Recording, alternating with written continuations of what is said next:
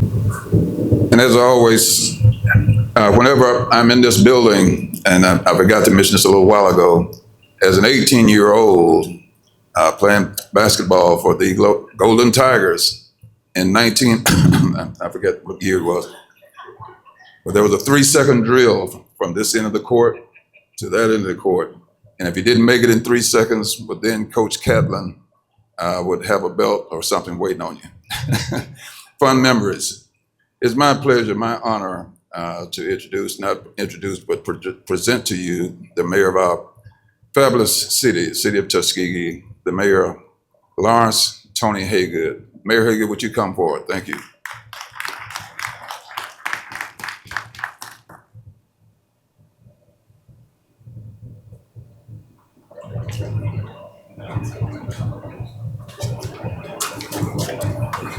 Thank you, Commissioner, and congratulations. There's been a request if some of you would like to move forward. There are open spaces here if you'd like to move forward. So I'm just sharing that with you. You don't have to move all at once, but if you so choose, please move forward. It's my honor and pleasure this morning to introduce our president, Dr. Mark A. Brown, the 10th president and CEO of Tuskegee University. In the 143-year history of this institution, he is the first alum to serve in this position. So let's give him a round of applause for that. His extensive executive experience includes the Harvard University Kennedy School of Government, the University of Virginia, Darden School of Business, and the Eli and Edith Broad Academy for Urban School Superintendents, now hosted at Yale School of Management. Dr. Brown, who received his bachelor's from Tuskegee in accounting in 1986, earned a master's degree in public administration from Troy University, a master's of strategic studies from the Air Command and Staff College, and a master's in national security strategy from the National War College, and his doctorate in education from Baylor University. It's an extensive experience in education and varied and distinguished experiences. While a Major General in the Air Force, Dr. Brown served as Deputy Commander of the Air Education and Training Command. AETC recruits, trains, and educates Air Force personnel. AET operates more than 1,400 trainer, fighter, and mobility aircraft, 23 wings, 10 bases, and 5 geographically separated groups. The command trains more than 293,000 airmen annually, with approximately 60,000 active duty, reserve, guard, civilian, and contract personnel. After retiring from the Air Force with 32 years of service, Dr. Brown expanded his educational service as the Chief Operating Officer of the U.S. Department of Education Office of Federal Student Aid, which had a lending portfolio of $1.7 trillion. Equivalent to that of the nation's 5 largest consumer lending institutions. As COO, he was responsible for all of the nation's Title IV funding. Dr. Brown was commissioned through the Tuskegee University Air Force ROTC in 1986. He served controller, command, and staff positions at all U.S. Department of Defense levels, including 2 assignments as congressional liaison to the United States Congress. His global experience includes serving in the Philippines, Spain, England, Turkey, and Iraq. In addition, he has commanded 4 times at ascending levels, deploying in support operations, provide comfort, and served as the Assistant Executive Officer of the 17th Air Force Chief of Staff.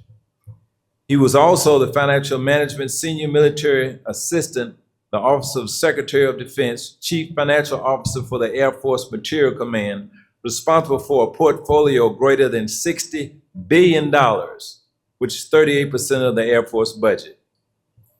Dr. Brown is married to Gwendolyn Jackson Brown. They have 2 adult children, Mark II and Michael.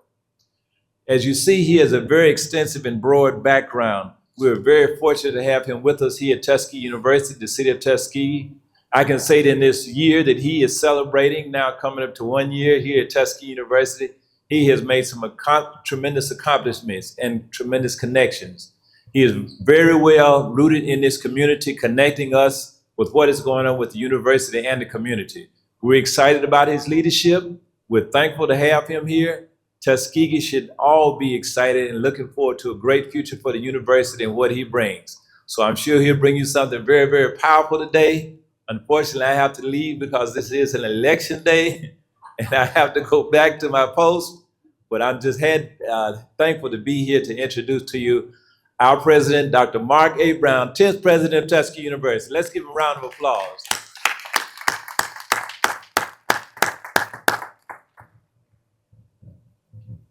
Hey, before he goes, you got to really thank the mayor.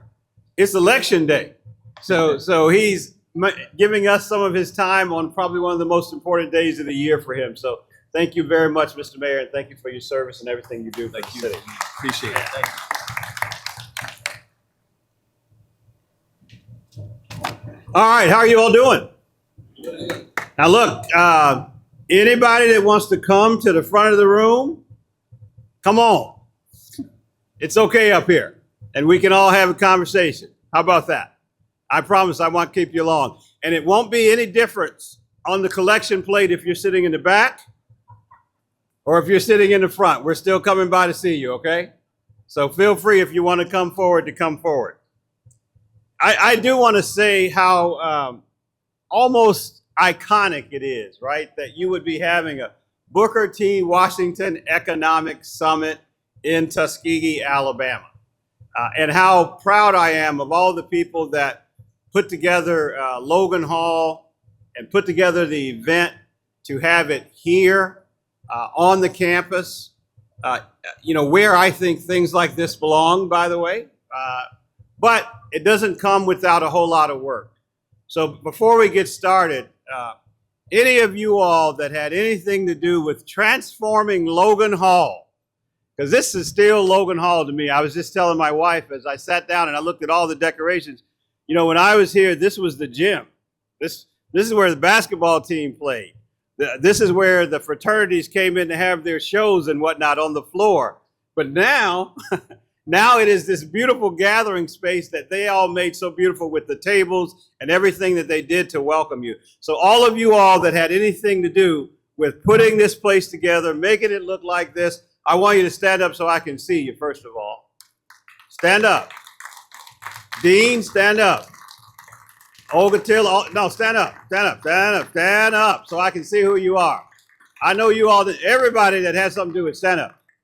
So I think you all have done a wonderful job, and I think it is amazing foresight to bring everybody together. You gotta stop for a second sometimes in Tuskegee because you get so used to being here. It becomes normal for you to walk around these grounds. But I want to take you back this morning very quickly with the time that I had. When Booker T. Washington got here, when he first got here, he had come, as you all know his story, from Hampton. He had been freed from slavery. He had come there and then graduated college after working his way through as a janitor. And he got this amazing phone call to come to this part of the world and start a school. But I don't know if you've ever had a job interview and they didn't tell you everything about the job before you got there. Suddenly you were surprised to find out the beautiful job that they had painted for you might not have been so beautiful as they painted it when you were one of those to be employed. But he arrived to nothing but a bunch of dirt roads, right? A hope and a promise. That's pretty much it.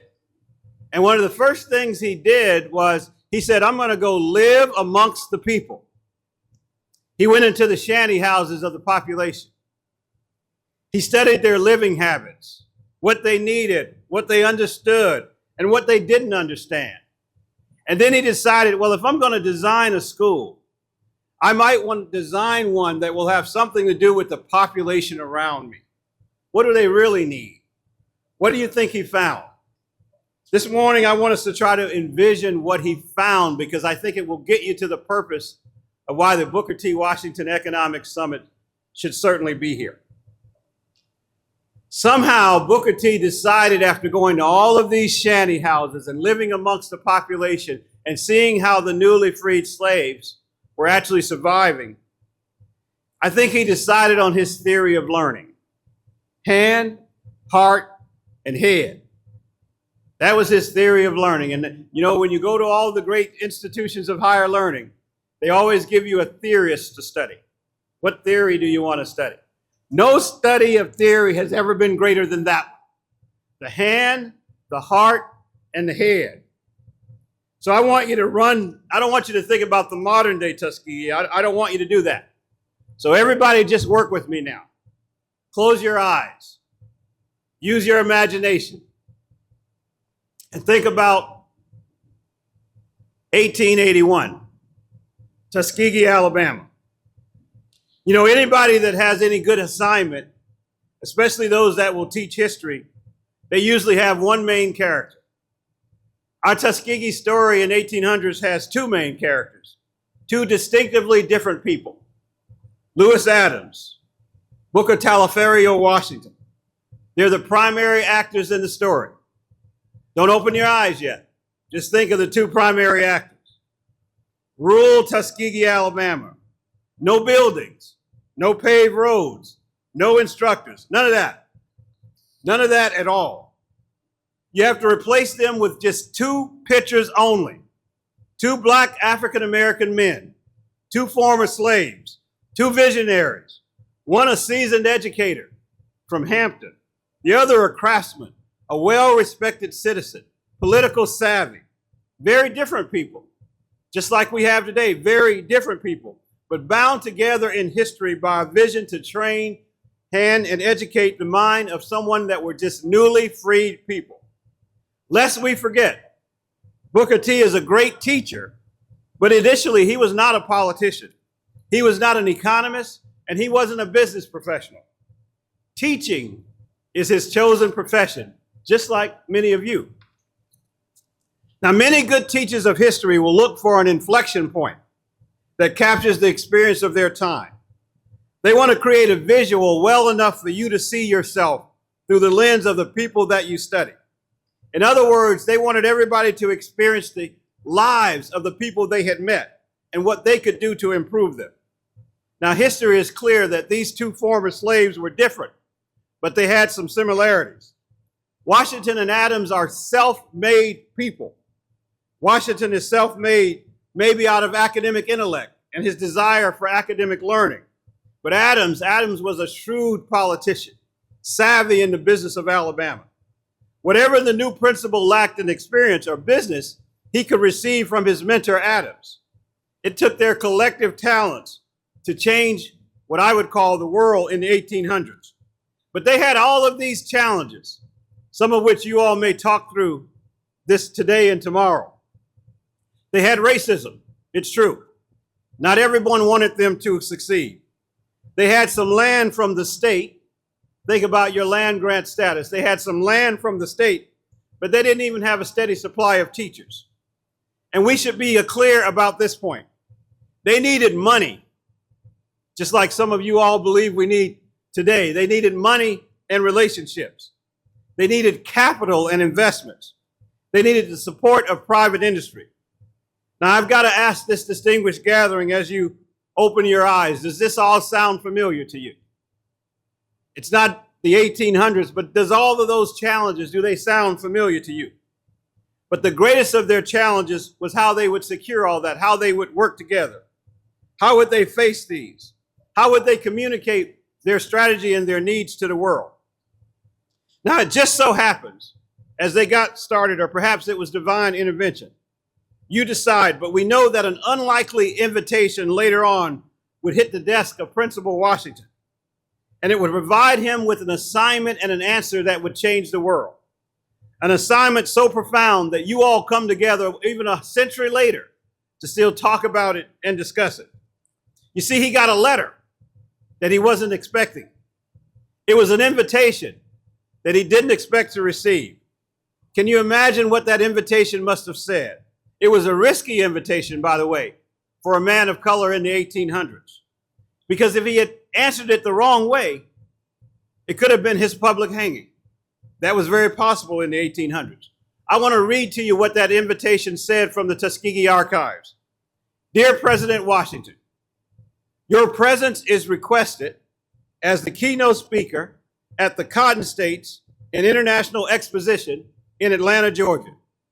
The date is September 18th, 1895. The venue is what we today call Piedmont Park.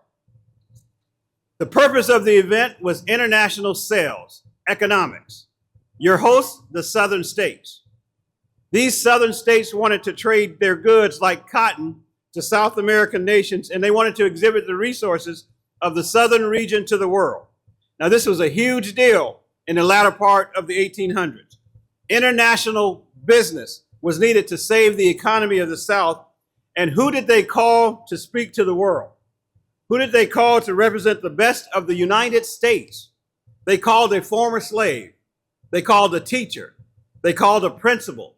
They called our first president and co-founder and the man from whom your summit is named. They wrote to Booker T. Washington to come to Atlanta and speak on behalf of the entire United States. Think about that for a moment. There's a good reason why we call it the Booker T. Washington Economic Summit. There's a good reason why we sometimes stick our chest out and say we're the sons and daughters of Booker T. He's a proud father, isn't he, to have driven what you all have gathered today. But why invite Booker T? With some further inspection, we learned that not everyone agreed with him getting that invite. Not everyone wanted to take the risk, including maybe Booker T himself. On the one hand, the organizers of the exposition worried that public sentiment was not going to be ready for such an advanced step. Now, what does that mean, public sentiment? Can we listen to this man of color preach to us when we know he was born a slave? Think about what that meant to Booker T. I could only imagine what our president must have thought. Wait a minute. What will happen to me if I take this invitation? What will happen to my school and the resources we need to do if I don't take this invitation? Is it even addressed to the correct person? It's a gathering of the cotton states, of whom benefited greatly from slavery and cotton crops. I was born a slave, and now I'm free. Do the former slave owners want to hear from me? And exactly what will I tell them? Now, the questions and doubts are not well documented in history. We're speculating a little bit on what he must have thought. But here's what we know for sure. Our first principal decided to seize the day. He would use the platform not to beg or present a needy cause, because that wasn't what Booker T did best. He wanted to talk about what? Economics. He thought, if I can talk to them about economics, then everybody can agree, because everyone wants to be economically better off. In fact, maybe that's why they invited me. The school teacher was rapidly becoming the politician, the statesman, and the businessman. And he also knew that he had a chance on that stage to maybe change the world. And so what he said then speaks to us today. He told them in Atlanta that the world needs Tuskegee and Tuskegee needs the world. Our first instruction was to provide instructions to all of them that are relevant today. And you remember, because it's been well documented, what he said. He said, cast down your bucket where you are. The same message that I think we should have for the Booker T. Washington Economic Summit. Cast down your bucket where you are. Now, this seemingly simplistic message would be in modern times called a business case. What is the return on investment if you are bold enough to educate our people? The first point in the business case is that the Negro cannot be ignored. And I would argue that the black belt of the South cannot be ignored. President Washington would state that 1/3 of the population of the South is of the Negro race. Today, that number is 1.6 million people of color in the black rural South. No nation or world can expect success while ignoring the talent of 33% of its population. President Washington would support his point further with an analogy of 16 million hands that you can aid in pulling the load upward, or left uneducated, the same 16 million can pull the load downward. The world would have it one way or the other. The Negro could amount to 1/3 of the ignorance and crime in the South, or 1/3 of its intelligence and its progress. It seems now in modern day that President Washington was prophetic. And it also seems that the world to some degree must have listened. Indeed, today, some 100 plus years later, Tuskegee has educated the Negro just as President Washington envisioned, and the results are profound. The school and the grounds that you sit on have the highest graduation rate of any school in the state of Alabama. That is, of any school and not limited to historically black colleges and universities. That's our school. That's Tuskegee University. The school that Washington talked about envisioning, only as a vision at the time, is the #1 producer of black aerospace science engineers, and the nation now gets that talent. Tuskegee is the leading producer of black engineering graduates in chemical, electrical, and mechanical engineering. The nation is getting that dividend each and every day. Tuskegee is the #1 producer of black PhD holders in material science and engineering. The nation needs that talent. Tuskegee produces more black general officers in the military than any other institution. And I'm proud to say that I'm one of them, but just one of them, commissioned right here on the grounds of Tuskegee. And Tuskegee remains the largest producer of black students with bachelor's degrees in math, science, engineering in the entire state of Alabama. You see, Booker T's message that day was not about dependency. It's about opportunity and investing in the futures that will benefit society many times over. We gather here today as a living example, all of you, of that vision and with a charge to carry on. You know, it was just a few months ago that we graduated 60 new doctors of veterinary medicine last May. By commencement day, 100% had secured employment, with most beginning work within 48 hours of the time they went across the stage. We call that social and economic mobility. The national estimates, just think of those veterinarians for a second. The national estimates that a shortage of as many as 24,000 veterinarians by 2030 in the United States. Tuskegee University will help address this deficit. Similar scenarios exist for graduates in aerospace, chemical, mechanical, electrical engineering, architecture, and other fields where the nation faces critical shortages, and organizations like this, universities like this, we help fill those shortages. And so the nation depends on us, and we depend on the nation. That's what Booker T was talking about in the 1800s, sitting on a plank in Atlanta, Georgia, in Piedmont Park. What you do with these people in the Black Belt of the South will have everything to do with your success as a nation.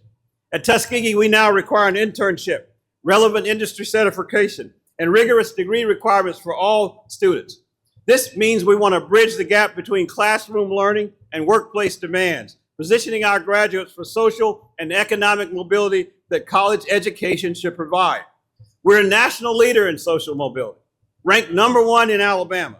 You know, a recent UNCF report confirms that HBCUs like Tuskegee have an access rate. That means an ability to get into employment as twice the national average of other institutions. 88% of HBCUs achieve mobility rates in the 90th percentile across the country. That means students move from where they are economically up the economic ladder quicker by having attended an HBCU. 81% retention rate at Tuskegee demonstrates our commitment to student success. 44% of our students upon graduation last fall already had full-time employment. 29% went on to graduate school. 7% entered professional schools. Others went into military service, postgraduate work, of volunteer programs like the Peace Corps and Teach for America. Our graduates, by the way, aren't just working, they're thriving economically. In fact, 74% of our alumni earn between $50,000 and over $100,000 annually. That's a return on investment for their education here. That success isn't accidental. It results from hard work, job placement policies, institutional support, and success to key resources, much of which many of our instructors and leaders here provide. Let me tell you a little bit more about that HBCU economic report. Tuskegee University generates $237.1 million in total economic impact for the local and regional economies of Alabama.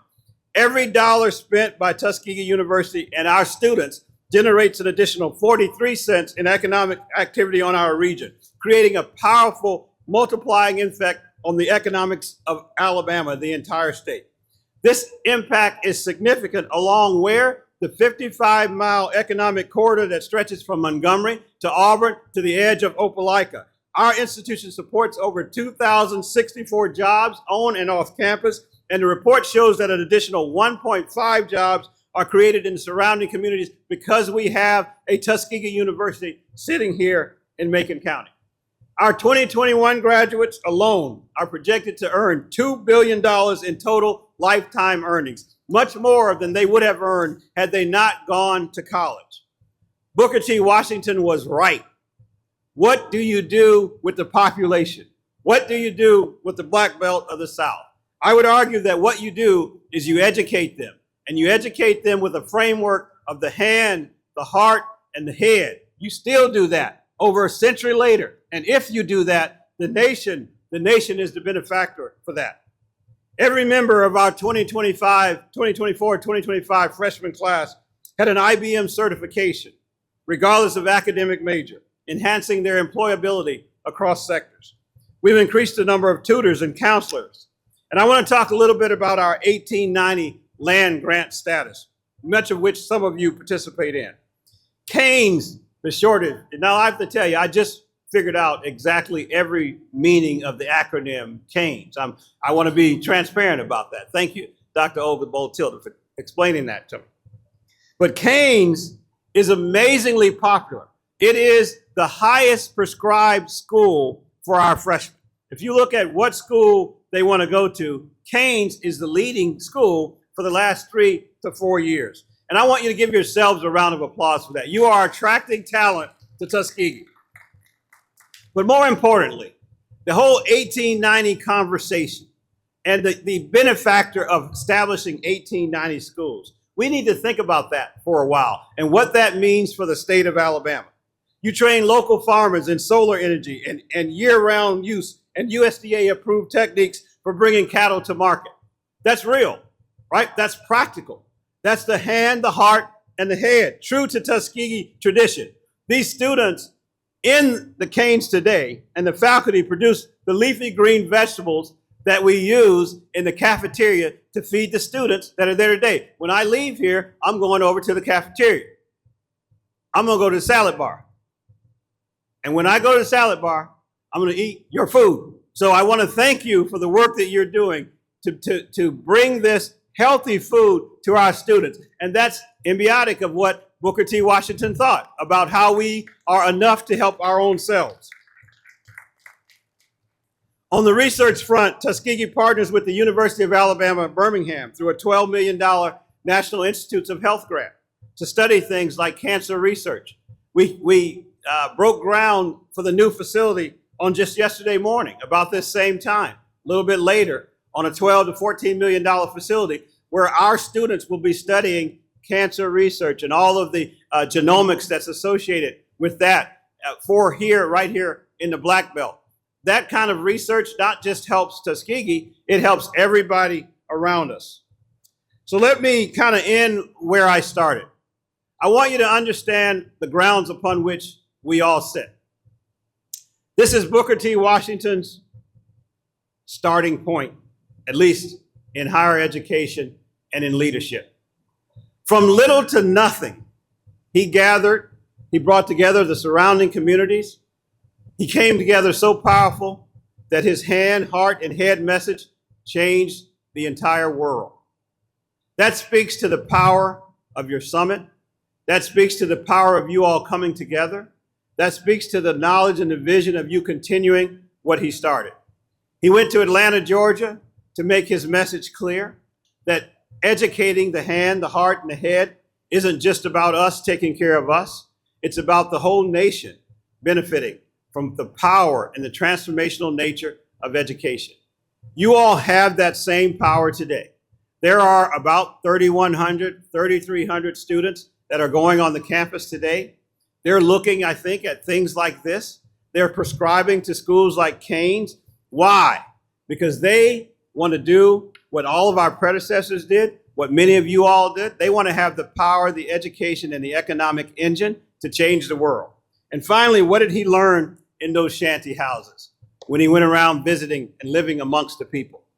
He learned that he had to do something that was real, not just education for education's sake. He had to do something, teach them many other things. He had to teach them how to survive, how to live, how to provide for their families. We've modernized that term. Today we call it social and economic mobility, but we're still doing that. We're still coming up with the solutions that will change the lives of the everyday American, especially those that live here in the Black Belt. That's why you all are here, in my mind. That's why we're having the economic summit. That's why Tuskegee is #1 for social and economic mobility. Thank you all for being wise enough to come here, and thank you for listening to us this morning. God bless you and Godspeed.